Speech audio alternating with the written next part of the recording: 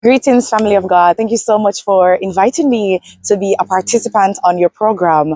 Indeed, no wall can separate us from the love of God. And though there are quite a number of restrictions placed on worshiping openly here in China, God still has provided various doors and avenues for us to worship together and to convene as saints.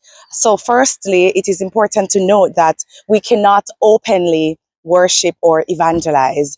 It's not something that we can do by law to share our faith, say a crusade or an evangelistic series. That's not something that we're able to do.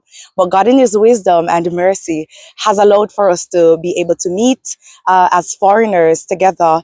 Before the pandemic, I would say we were more capable of worshiping in a church setting. But since that time, unfortunately, we have not been able to worship physically. So online, that's how it is that we worship and fellowship together. Sometimes we will go out in nature with our brothers or sisters, or we will worship at the homes of other saints. And so it's not like Jamaica where you are free, you are at liberty to just jump in a taxi or drive to a church nearby. We are unable to do that. And so it's very important for us to allow our light to shine. As Christians here in this strange land, we have to allow that light, that beacon of light. So, by virtue of our very lifestyles, we have to be the sermon. If we are, for example, having our lunch, I recall having my lunch and a Chinese colleague saw me gracing my meal. To which she said, "Opal, are you tired?" And I took it as an opportunity to share with her that no, it was not tiredness at all. I was just gracing my meal, giving thanks to the one who provided food for my body. And she said, "Wow, that's so good." And the Lord would have allowed for other opportunities, maybe a colleague going through a hard time and just offering a word of prayer or fasting. Doors would have been open, which allowed me to, even to this date, be able to send devotional readings to her like daily. She's South African and she also shares them with her friend in Japan. And I'm seeing how the Lord really plants seeds and allow for them to be watered. And finally, just being here, this would have allowed for me to seek God earnestly on my own. And in the midst of that, God would have placed in my mind a desire to learn more about Him. And through that, I would have started, by His grace, a book club covering Spirit of Prophecy books. We're currently doing the Conflict of the Ages series.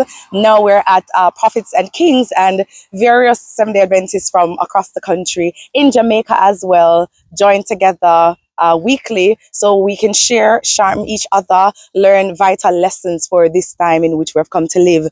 And I have a dear brother and friend who is in Beijing at this time. I think he's able to provide for us some information concerning the climate there in Beijing. O'Shane, are you here? Can you hear me? Thank you, Opal. As you can see, it is a snowy day here in Beijing, China. The Adventist community faces varying challenges and it varies from city to city. In some cities, the Adventist community is thriving and is growing, and in other cities, it is not the same. One of the things that we cherish as being a part of the Adventist community is that whatever opportunity we find and get to share our faith and to worship together, we're going to be making use of it. One of the challenges that we often face is for us to minister and share our faith with the Chinese people, and so we have to find creative ways in reaching out to them.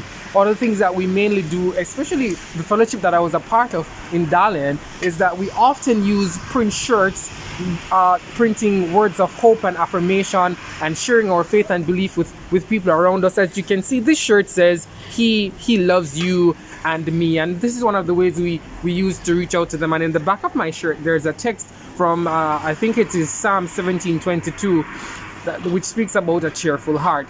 So these are some of the things that we do to reach out to people and share our faith with them. One of the things that we find challenging is for the place of worship and points of worship for us to meet and to share our faith and to worship together. For me personally, I have to leave my house by 7:20 or 7:30 to the latest if it is that I need to get to church by 9 o'clock. So we do look at the distance in which we have to travel, because there isn't a lot of churches available, and it's not something that we can openly do, that we can go and openly worship, but we can gather and we can worship, and we're thankful that this opportunity still exists for us to do that.